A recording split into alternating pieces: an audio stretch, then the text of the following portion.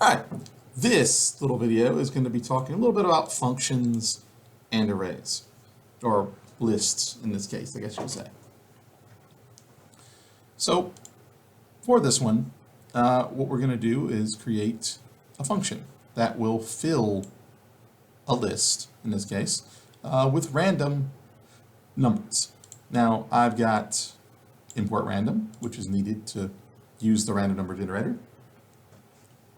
And I've got a list, which I created. And if you want to create an empty list with nothing in it, that's simply the line you need.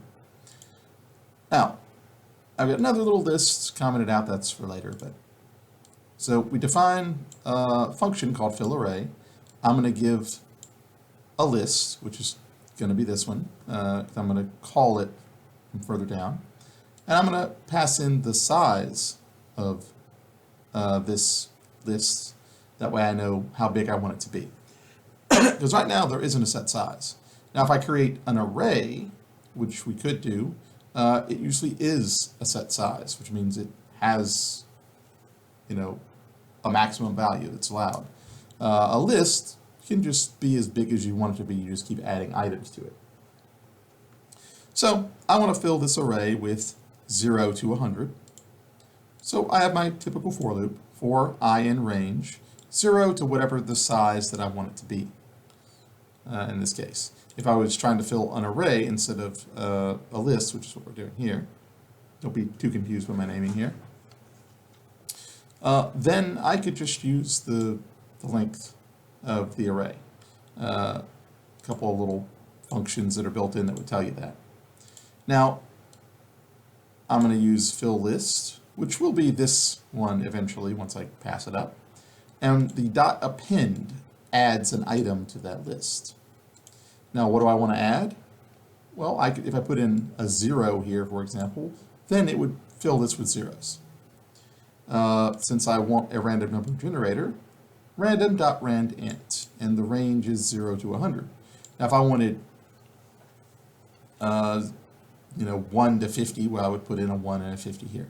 If I wanted 32 to 97, well, I'd put a 32 for the minimum and a 97 for the maximum. Just like that. Now, with a list, we can just simply print the list if we want to, unless I want to look at it a little differently. But I could also make a function for that if I want to. It's honestly not necessary. When I was making this, I was making it for arrays, and it wasn't quite as easy to print those in the old Java.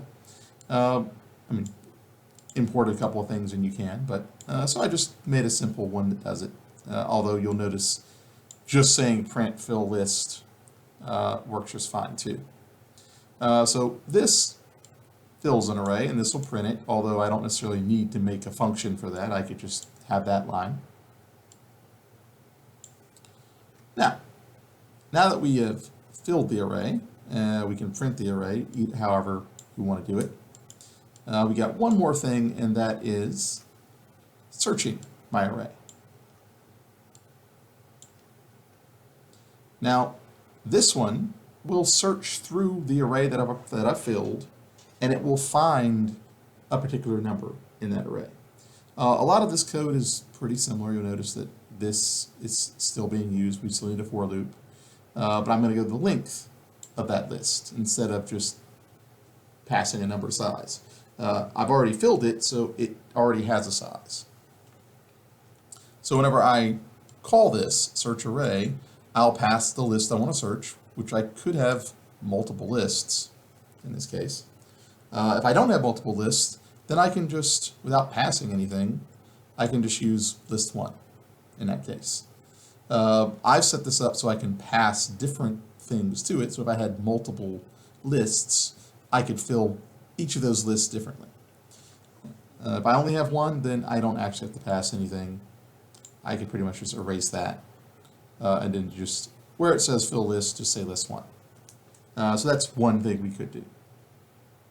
So basically, I go from the beginning of the list to the end. That's what this line states. Now, if the current item that I'm looking at, so this is going to start at 0, then go to 1, 2, 3, 4, whatever the size of the list is. The current item I'm looking at is the number. So if I find the number in the list, I will just simply print found the number at the location. Now I could return true, and that would stop right there. Now if I don't return true, what happens is it's going to list every location. So if it's location 0 and 5 and 20, and it'll list all of them. And that's all it's going to do, just print on the screen. If I just want to know if it's in there, then I could return true if I just wanted to see it once. And I got a couple little end notations, which I think I'm going to start doing a little bit more.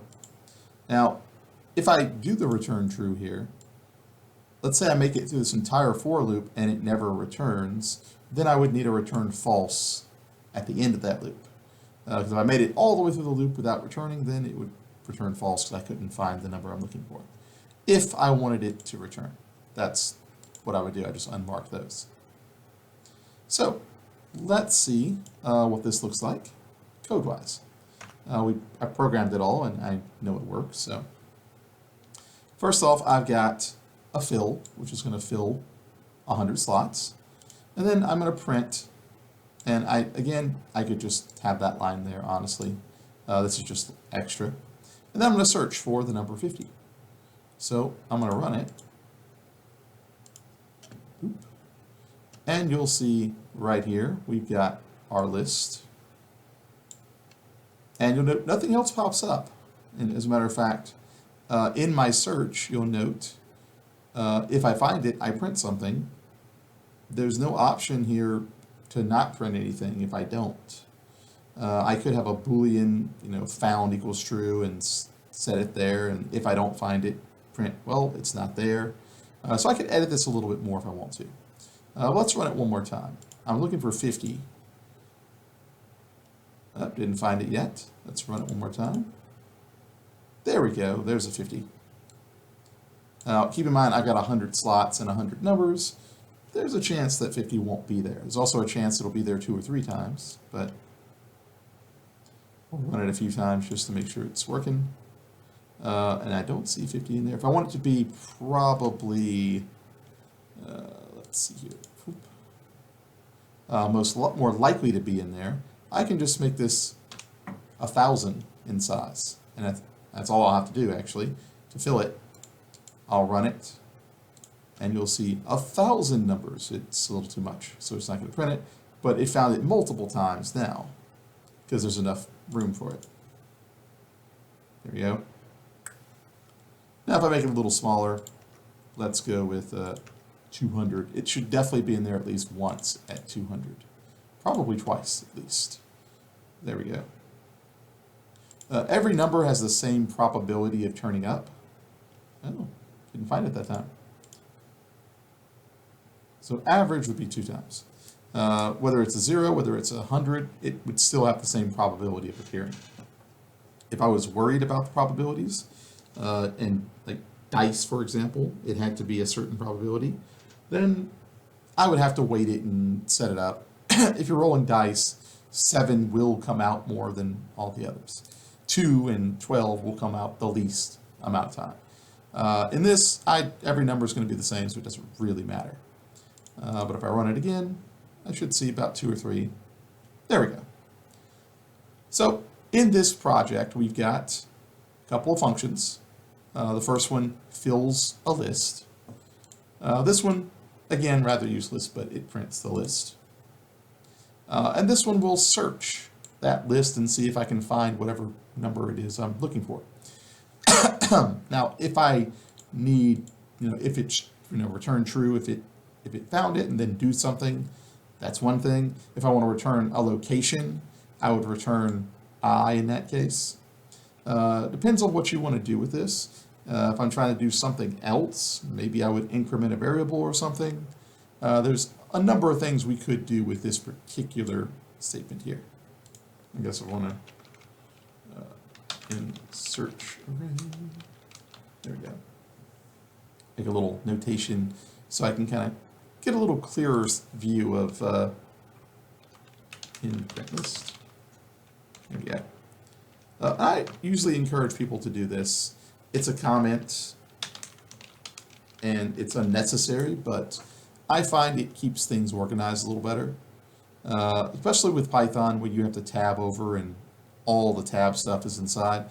This makes it a little easier to spot what's supposed to be inside what, especially if you space things out and do things like that. But there you go. There's your rundown of some functions along with some arrays.